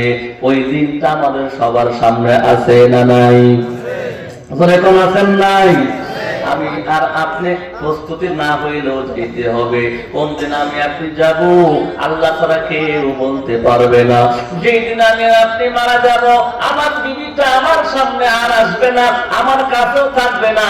মাত্র 2 ঘন্টার ব্যবধানে ঘর থেকে বের কইরা, টানিয়া টানিয়া বের কইরা গোসল করাইয়া, 3খানা কাপড়ের কাপড় পরাইয়া, 3-4 জন ধরিয়া খাটনিটা কাঁধে লইয়া কবর পর্যন্ত লয়া যাবে। 3 জন যখন কবরে নামবে, মাইয়িতটা মনে মনে চিন্তা করে, হায়, আমার সাথে বুঝি এই 3 বন্ধু কবরে থাকবে। কিন্তু যখন 2 জন উঠিয়া যায়, মাইয়িত তখন মনে মনে চিন্তিত হয়, 2 জন উঠিয়া গেল, হয়তো 1 জন আমার সাথে কবরের মধ্যে থাকবে। এবার যখন কপালে হাত রাইখা বিসমিল্লাহ ওয়া আলা মিল্লাতি রাসূলিল্লাহ বইলা উঠিয়া যায়, মাইয়িত তখন মনে মনে এত দুশ্চিন্তায় পড়ে, এমন সাগরের মধ্যে সে পড়িয়া যায়। সে তখন আফসোস করে, হয় আমার সঙ্গে বুঝি কেউ থাকবে না। ওই কবরের মধ্যে যখন মানুষ উইঠা ইসা তারে দাফন করবে, দাফনের কার্য যখন কমপ্লিট করে দেবে, আস্তে আস্তে তার কাছে জাহান্নামের ফেরেশতারা আসতে থাকবে, জাহান্নামের সাপ আসতে থাকবে। যদি গুনাহ থাকে, এই মুসলমান ইমানদার, নামাজ আসতে থাকবে, রোজা আসতে থাকবে। আল্লাহ রাসূল ডাকতে কয়, যদি কোরআন তেলাওয়াত করে থাকে, কোরআনকে মুহাব্বত করে থাকে, ওই দিন কোরআন কারীম তার মাথার দিক থেকে আইসা হাজির হয়ে যাবে। আল্লাহু আকবার জোরে কোন। কবরের মধ্যে কোরআন কারীম কেন আসবে? আসলে কি লাভ, না আসলে কি ক্ষতি? রাত্রি 3টার সময় আপনি আপনার সিংড়া ওই হাইওয়ে ওটার উপরে 5 টার্মিনাল নামলেন, ঈদের আগের দিন কাছে আছে 5 লক্ষ টাকার ব্যাগ। আপনি তাকায় দেখলেন আমি যদি এই সিংড়া বাস টার্মিনাল থেকে সামনে আগে যাই, অন্ধকারের মধ্যে চলিয়া যাই, চোর আর ডাকাত সন্ত্রাসীরা পাইতা আছে, আমি যাব তো আমার একা কইরা ফালাবে। আপনি একটু টের পাইলেন, আজ করলেন, সাথে সাথে সিংড়া থানায় ফোন করলেন, পুলিশ একটা গাড়ি লইয়া আপনার কাছে আসতেছে আপনাকে নেওয়ার জন্য। পুলিশ যখন আসবে, গাড়ি নিয়ে যখন আসবে, বাঁশি দিতে দিতে আসবে, হুইসেল বাজতে থাকবে। পুলিশের গাড়ির আওয়াজ পাওয়ার পর কোন চোর গুন্ডা সেখানে থাকবে না, পালায়া যাবে। ঠিক তেমনি কোরআন কারিমে মুসলমান ইমানদার, তুমি আর আমি কত গুনাহ করছি, ওই গুনাহ লইয়া যখন অন্ধকার কবরে যাব, ওই অন্ধকার কবরের মাটি চাপ দিতে থাকবে। ওই অন্ধকার কবরের মধ্যে 99টা সাপ আসবে জাহান্নামের, আবার আগুন দাউ দাউ করে জ্বলবে, জাহান্নামের ফেরেশতারা আস্তে আস্তে আসতে থাকবে। ঠিক এই মুহূর্তে যদি কোন ভাগ্যবান মুসলমান নর-নারীর কবরে আল্লাহর কালাম দিয়া হাজির হয়, কোরআন যাওয়ার সাথে সাথে জাহান্নামের সাপ আর আগুন আর ফেরেশতা সবাই পিছন দিকে দৌড় দিয়ে সরে যাবে। আল্লাহু আকবার জোরে বলেন। এই জন্য কবরেও কোরআন, আমার কবরে কোরআন হাজির হোক, এটা আমি চাই কি চাই না? এই জন্য 1 নাম্বার কোরআন তেলাওয়াত করবারে মুমিন, 2 নাম্বার কোরআন বোঝার চেষ্টা করবা, 3 নাম্বার কোরআন মানবা, 4 নাম্বার কোরআনের প্রতিষ্ঠানগুলো ভালোবাসবা, কোরআন যারা পড়ে যারা পড়ায় তাদেরকে মহব্বত করবা, কোরআনের মাদ্রাসা মহব্বত করবা। তাইলে কোরআন কারীম তোমার আর আমার কবরের মধ্যে গিয়া, মাথার কাছে গিয়া কবরে হাজির হবে। কোন ভাগ্যবতী বান্দার যদি কবরে কোরআন যায়, ওই বান্দার কবরখানা জান্নাতের বাগান হয়ে যাবে। আমি আমার দুনিয়ার ঘর সাজাইলাম যেমন, ওই ঘরে 3 দিন থাকা গ্যারান্টি নাই, ওই কবর আমাকে সাজাইতে হবে। এই জন্য কোরআন কারীম সকাল আর সন্ধ্যায় তেলাওয়াত করতে হবে। ফজর পরে সূরা ইয়াসিন, মাগরিব পরে সূরা ওয়াকিয়া, এশার নামাজের পরে কোন বান্দা যদি সূরা মুলক তেলাওয়াত করে, তার কবরটা কিয়ামত পর্যন্ত জান্নাতের আলোয় আল্লাহ আলোকিত করিয়া দেয়। কবরটা সাজানোর দরকার আছে না নাই? ও মুসলমান ইমানদার, এই জন্য আমি আর বয়ান বেশি লম্বা করতে চাই না, কথা আমি এখানে শেষ করতে চাই।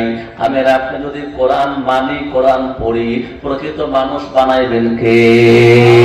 কোরআন যদি পড়লাম না, কোরআন মানলাম না, কোরআন তেলাওয়াত জানলাম না, কোরআনের প্রতিষ্ঠানের সাথে মহব্বত রাখলাম না, আমার মতো পড়া কপাল কারো নাই।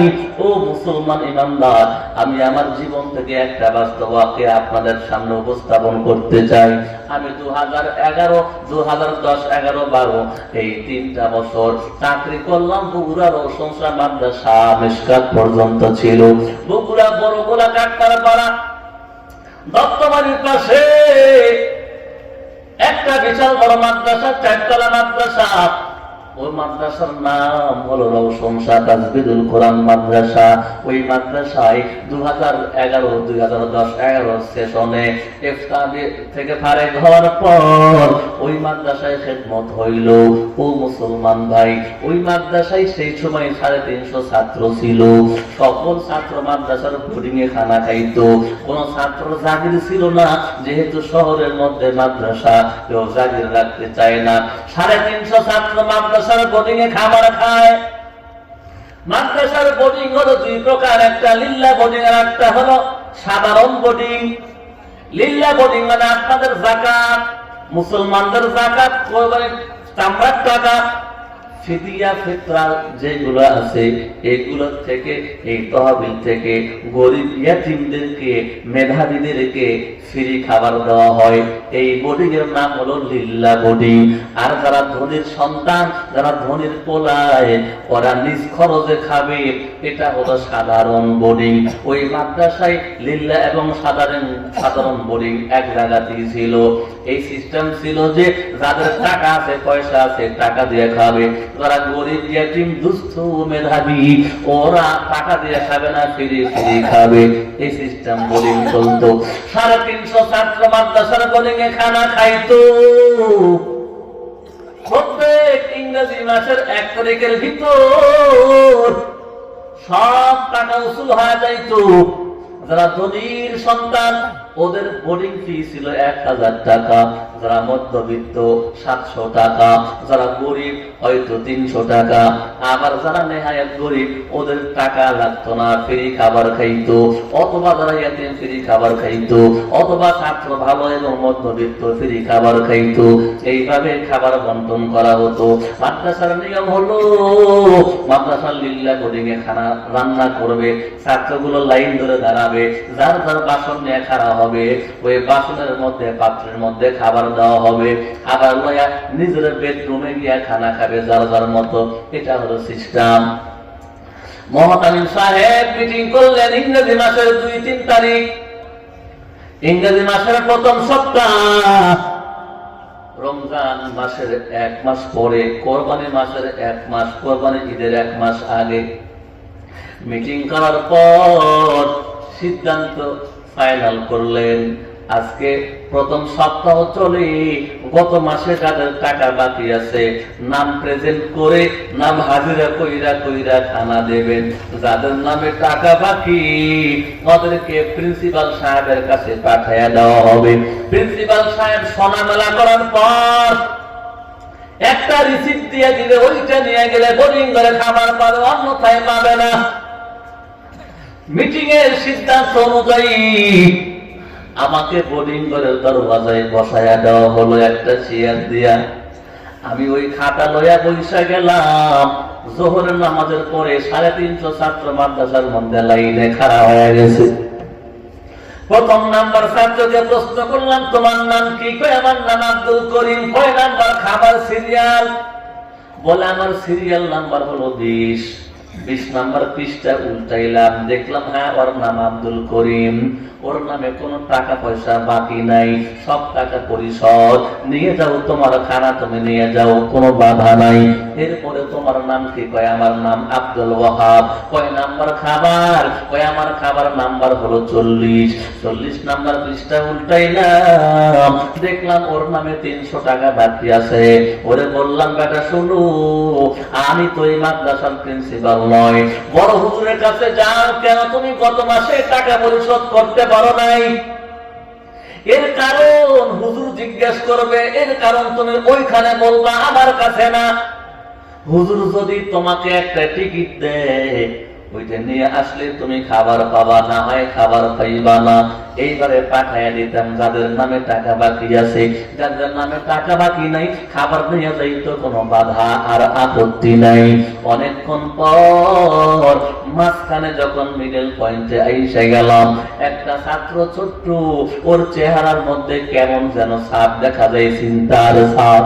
ওরে আমি প্রশ্ন করলাম, যখন ওর সিরিয়ালটা সামনে আসলো, বেটা তোমার নাম কি? কয় আমার নাম হলো ইয়াসিন। কি নাম? কি লেখাপড়া করো? কোন বিভাগে? কয় হেফজখানায় লেখাপড়া করি। কয় পারা? কয় 10 পারা কোরআনের হাফেজ। 10 পারা কোরআন মুখস্থ করছি, হেফজখানায় পড়ি, নতুন ছাত্র, কেবল রমজানের পরে ভর্তি হয়েছে। কয় নাম্বার খাবার তোমার? ছাত্রটা বলে আমার খাবার নাম্বার হলো 45। 45 নাম্বার পৃষ্ঠা উল্টাইলাম, দেখলাম ওর নামে নতুন ছাত্র, প্রথম মাসের টাকা দিতে হবে, পরের মাসগুলো থেকে ওর জন্য ফ্রি। এটা আমরা ভালো বুঝি, কে বলে এককালীন টাকা দেওয়া, বেশি টাকা নয়। গরিব হওয়ার কারণে মাত্র 300 টাকা এককালীন দিতে হবে। বললাম তোমার নামে আজকালীন 300 টাকা বাকি, কেন তুমি টাকা দাও নাই? ছাত্রটা কথা বলতে পারে না, ভয় পেয়ে গেছে, বলে হুজুর আমার টাকা লয়ে আসবে আমার চাচায়, আমার চাচা তো মাদ্রাসায় এই পর্যন্ত আসলো না। আমি বললাম কথাটা তুমি বড় হুজুরের কাছে গিয়ে বলো, হুজুর একটা রিসিপ্ট দিবে, নিয়ে আসলে খাবার পাইবা। ছাত্রটারা এইভাবে পাঠিয়ে দিলাম, কিন্তু ও বড় হুজুরের কাছে ভয় পাওয়া যায় নাই। সকল ছাত্র খাবার নিয়ে গেল, ওয়েটিং এ রাখছিলাম, ওরাও খাবার নিয়ে গেল। এই মুসলমান আল্লাহর গোলাম ওই দিন সারাটা দিন চলে গেল, মাগরিব গনিয়ে আসলো, এশার হয়ে গেল, আবার খাবার দেওয়া হলো, সবাই খাবার নিয়ে গেল। রাত্রি 10 ঘটিকার পর ঘড়ির দিকে তাকায় দেখি আমার চোখে তো ঘুম নাই, এমনি 10টা পার হয়ে গেল। ছটপট ছটপট করতেছে আমার মন, কেমন যেন ভালো লাগে না, চোখে ঘুমও ধরে না। আমার মনে আছে খেলাফতে রাশেদা কিতাব তখন পড়া শুরু করলাম, ইতিহাসের কিতাব পড়া শুরু করলাম। এমনি তাকায় দেখি রাত্রি তখন 11:30 বাজে। মনে মনে চিন্তা করলাম, এখন যদি ঘুমায়া পড়ি তাইলে শেষ রাত্রে তাহাজ্জুদ পড়তে উঠতে মনে হয় পারবো না। এই জন্য ফিকহ শাস্ত্রের মাসআলা অনুযায়ী রাত্রি যদি গভীর হয়, শেষ রাত্রে যদি ওঠার সম্ভাবনা কম থাকে, অগ্রিম 4 রাকাত নফল করলে 4 রাকাত তাহাজ্জুদের নামাজ আদায় হয়ে যাবে। সুবহানাল্লাহ জোরে বলুন। নিয়ত করলাম 4 রাকাত নামাজ পড়িয়ে ঘুমায়া যায়, জানা পাইলে আবার পড়বো, না পাইলে এটাই আদায় হয়ে যাবে। আমার বেডরুম হলো 4 তলায়, 4 তলায় কোনো টয়লেটের ব্যবস্থা নাই। আমি রাত্রি 11:30 যখন আমার বেডরুম থেকে বারান্দায় বের হইলাম, বারান্দায় বের হওয়ার পর শুধু বাস আর ট্রাকের হুইসেলের আওয়াজ পাওয়া যায়, কোন মানুষের আওয়াজ নাই, কোন পশু পাখির আওয়াজ নাই। মাঝে মধ্যে বাস আর ট্রাকের আওয়াজ পাওয়া যায়, বাঁশির আওয়াজ পাওয়া যায়। এই ফাঁকে ফাঁকে করুণ কণ্ঠে, কচি কণ্ঠের করুণ কান্নার আওয়াজ মাঝে মধ্যে ভাসে আসে। আমি চিন্তায় পড়ে গেলাম, এত রাত্রে কোন ছাত্র কান্না করে? এটা আমার মাদ্রাসার ছাত্র ছাড়া কেউ কান্না করবে না। 4 তলায় প্রত্যেকটা রুমের দরওয়াজার সামনে কান লাগাইয়া খেয়াল করলাম না, 4 তলায় কেউ কান্না করে না। তবে কান্নার আওয়াজ জোরে না, মাঝে মধ্যে বাতাসের সাথে বাইসা কানের মধ্যে আসে। 3 তলায় নামলাম, প্রত্যেকটা রুমের সামনে গিয়া কান লাগাইলাম দরজার সাথে, সেখানেও আওয়াজ নাই। 2 তলায় নামলাম, 2 তলায় প্রত্যেকটা রুমের সামনে দরজায় গিয়া কান লাগাইলাম, কিন্তু সেখানেও কান্নার আওয়াজ চিহ্নিত হয় না। তবে মাঝে মধ্যে কান্নার আওয়াজ তখনও পাওয়া যায়। নিচতলায় নামলাম, প্রত্যেকটা রুমের দরজার সামনে না, সেখানেও না। নৈরাশ হয়ে গেলাম, এই কান্না করে মাঝে মধ্যে আওয়াজটা পাওয়া যায়, আবার কিছুক্ষণ আওয়াজ নাই, এরকমও হয়। আমি টয়লেটে গেলাম, ইস্তেনজা সারলাম, ওযু করিয়া মাদ্রাসার মধ্যে মসজিদ, মসজিদের দিকে রওনা হইলাম। মসজিদের 2 তলায় হলো হেফজখানা, নিচতলায় নামাজ চলে। মসজিদের দিকে যখন রওনা হইলাম, কান্নার আওয়াজ আরো স্পষ্ট হইতে লাগলো। আমি তখন মনে মনে চিন্তা করলাম, হয়তো বা কেউ মসজিদের মধ্যে কান্না করতেছে।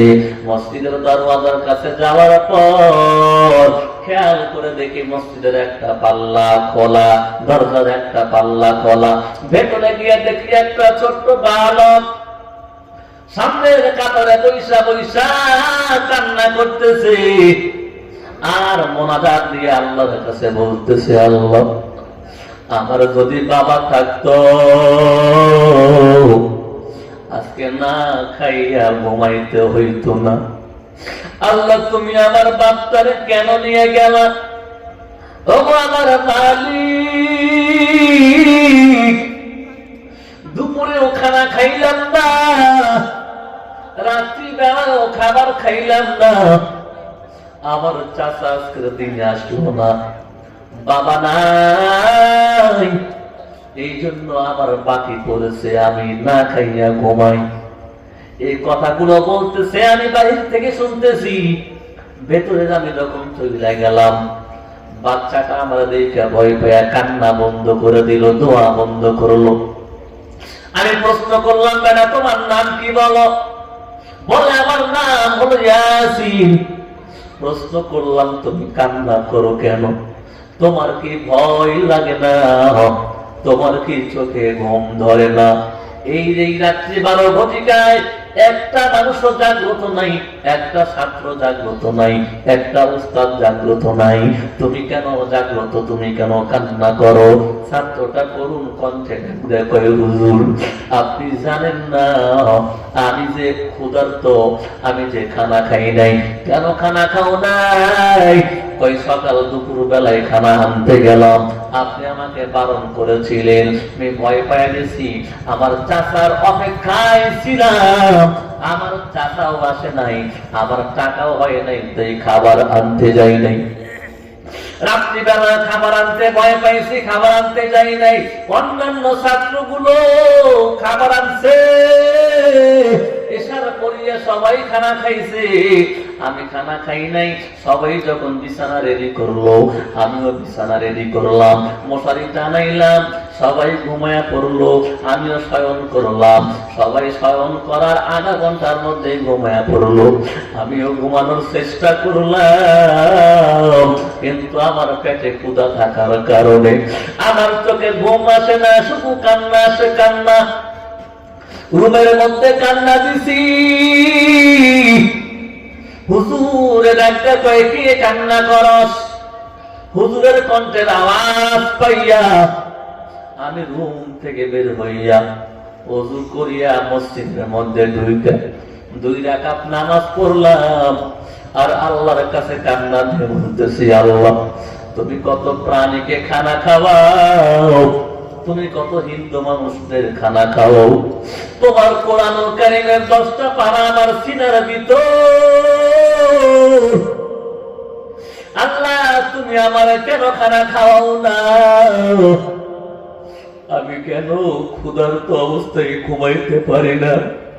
ওগো আমার মালিক, তুমি যদি আমার আব্বা তারে না নিয়ে যাইতা, আমরা যদি ইয়াতিম না বানাইতা, আমি না খায়া ঘুমাইতে হইতো না রে মালিক।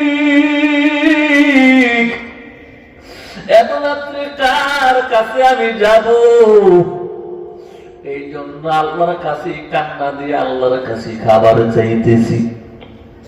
ওরে হাঁপানি এলাকার মুসলমান ভাই বোন বন্ধুরা, মাদ্রাসার সভাপতি, সেক্রেটারি, ক্যাশিয়ার, এই এলাকার মুসলমান ভাইরা, আপনাদের এই মাদ্রাসায় এমন ইয়েতিম ছাত্র তো থাকতে পারে যার বাবা নাই, এমন ইয়েতিম ছাত্র থাকতে পারে বাবা আছে কিন্তু মা নাই।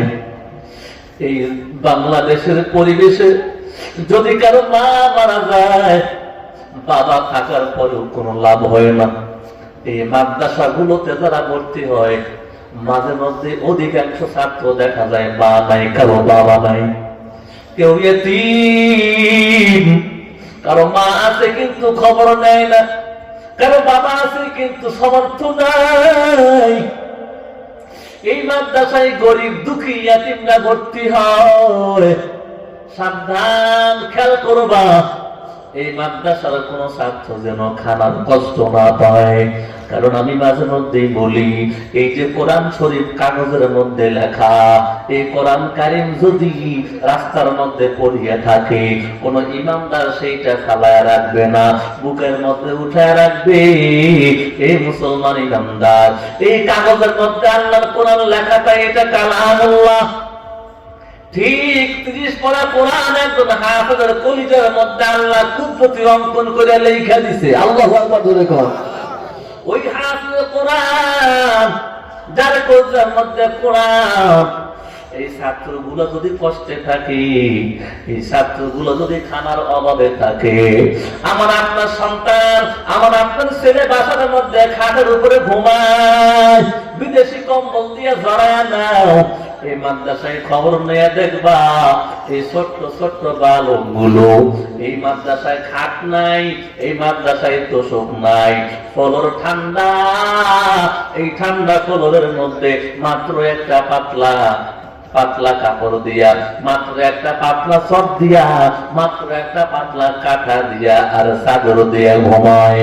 এর মুসলমান ইমানদার, খবর নিয়ে দেখবা রাত যখন 4টা বাজে তুমি আর আমি ঘুমাই, নামাজটাও পড়ি না, কিন্তু এই মাদ্রাসার মুহতামিম সাহেব রাত্রি যখন 4 ঘটিকা হয়, প্রিন্সিপাল সাহেব ঘুমায় না, হুজুররা ঘুমায় না, প্রিন্সিপাল সাহেব মুহতামিম সাহেব নিজে উঠা ছাত্রদেরকে উঠায় দেয়। প্রত্যেকটা ছাত্র 4টা বাজে আর ঘুমায় না, ওরা উঠা ঠান্ডা পানি দিয়ে ওযু বানায়, এরপরে নামাজে দাঁড়ায় যায়, তাহাজ্জুদ নামাজ আদায় কইরা মোনাজাতের মধ্যে কান্না দিয়ে কয়, আল্লাহ এই মাদ্রাসা যাদের টাকাই চলে, এই মাদ্রাসা যাদের জমির উপরে প্রতিষ্ঠিত, আল্লাহ তুমি তাদেরকে ক্ষমা করিয়া দাও। আল্লাহু আকবার বলে কও।